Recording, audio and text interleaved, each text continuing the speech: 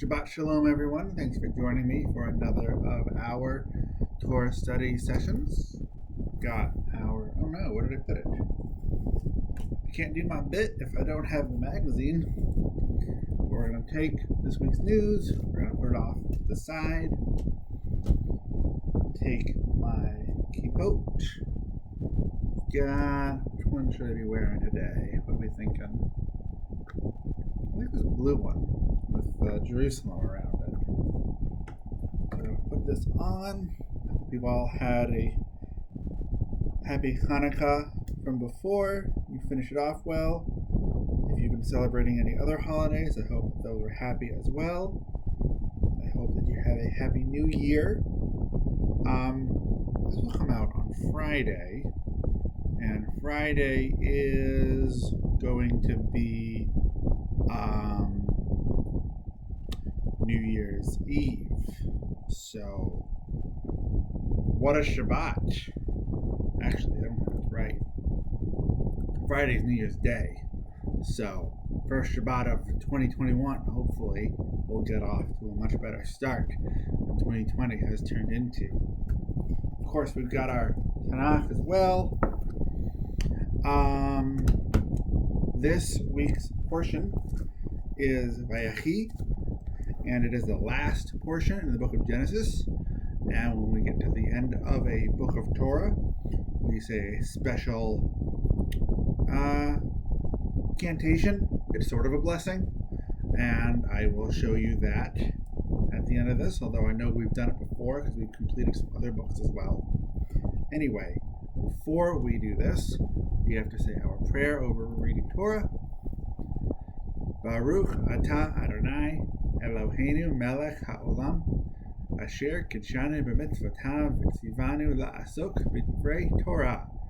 Blessed are you, Adonai, our God, sovereign of the universe, who hallows us with mitzvot, commanding us to engage with words of Torah.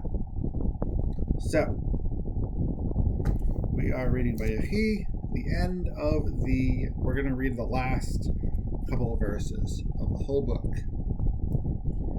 So Joseph and his father's household remained in Egypt. Joseph lived 110 years. Joseph lived to see the children of the third generation of Ephraim.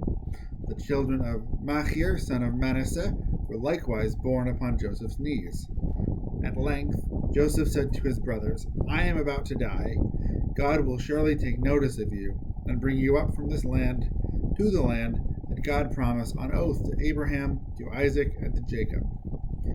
So Joseph made the sons of Israel swear, saying, When God has taken notice of you, you shall carry up my bones from here. Joseph died at the age of 110 years, and he was embalmed and placed in a coffin in Egypt.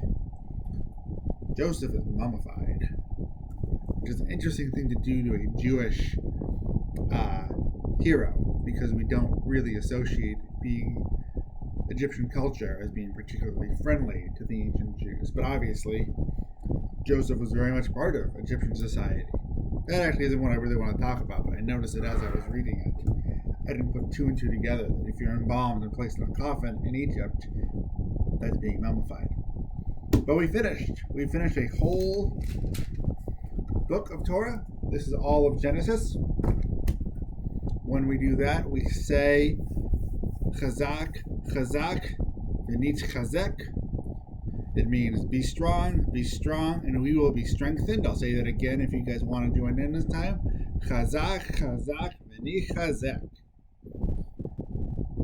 Obviously, during a pandemic, it's important to be strong and get strength from your community. And when you feel strong, you can give strength to your community as well.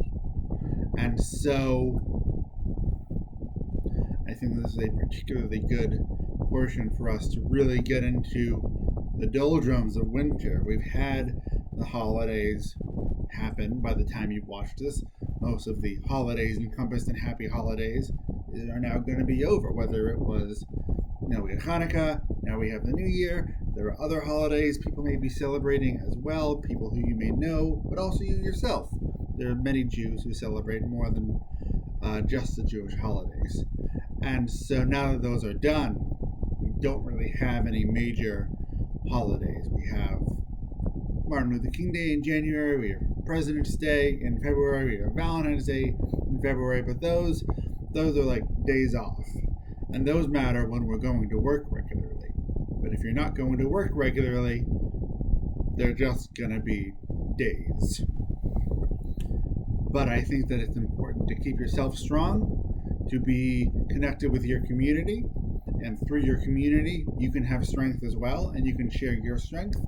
Maybe you have certain strategies and ideas that have helped you through this pandemic, and you can share them with other people, and it can help them as well. Or maybe they have strategies that have worked for them and will work for you if you listen to them. So that's really it. Keeping it short. Just keep an eye out for strength. Find whatever works for you. Find whatever works for your community. And gotta buckle down. It seems we're almost out of here. We got some good vaccines going on. We have some vaccines that are being distributed.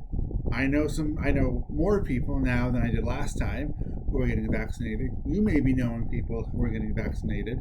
Perhaps you yourself have gotten vaccinated so far. I don't know. But of course, there are many people who work in, healthcare places who might also be watching this. I don't know why I'm saying it like that. But more and more people are getting vaccinated. And so I hope, actually, that's a great connection about strengthening and being strengthened as a community, because as people are vaccinated, them in particular are strengthened against the coronavirus. And as the community becomes vaccinated, eventually you can get herd immunity. I know that you've heard that before. And the idea of herd immunity is that you don't need to have 100% of people vaccinated. You just need 80%, 85%, something like that, a lot. But not everyone. And so the idea is that the community can be strengthened through each other's actions. So, obviously you can be strengthened through kind of coping strategies, but also we can strengthen our community and be strengthened ourselves through a vaccine. So there you go. Some very physical, medical ways to be strengthened, and just the more generic and maybe metaphysical ways to be strengthened that will apply in everyday life as well. Coping strategies are always useful. Anyway, now we've got our Misha Berag, a prayer for healing. If you yourself need some healing, or maybe you know someone who needs healing, whether from coronavirus or maybe from something else, maybe they're just struggling, maybe they have some serious pandemic fatigue. I know I've been feeling that. Now's a good time to think about them. Maybe give them a call, shoot them an email after you're done with this video. And here we go.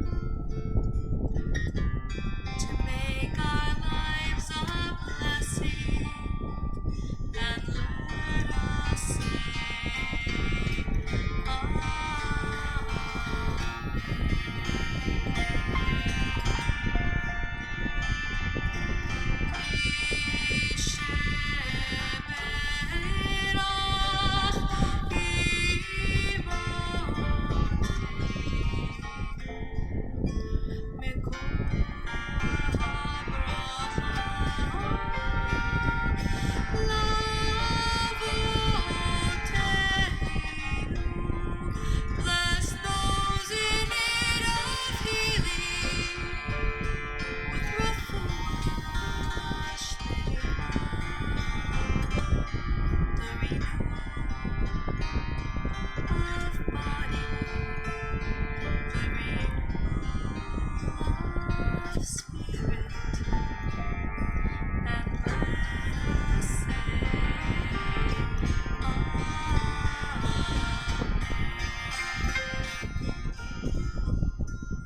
right. Thank you again for spending some time with me. I'm so glad to have you here and studying some Torah.